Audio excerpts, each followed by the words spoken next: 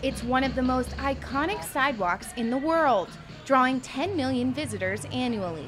But for those looking to make a living in Los Angeles, the Hollywood Walk of Fame serves another purpose. Hollywood is like a distribution center, you know? So instead of me going to a label, giving out my music, I go right out here and it goes back to the different countries. Aspiring rap artist L.A. Spliff has been selling his mixed CDs outside of the Chinese Theater for over a year and says he makes an average of $150 a day from donations and tips. It's the best job I ever had. I worked for a lot of different companies and now I'm working for myself. And it's like a paycheck every day, so I can't beat that, right?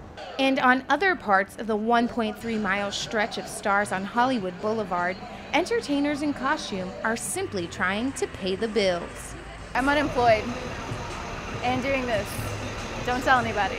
A big feat considering the price of rent in LA.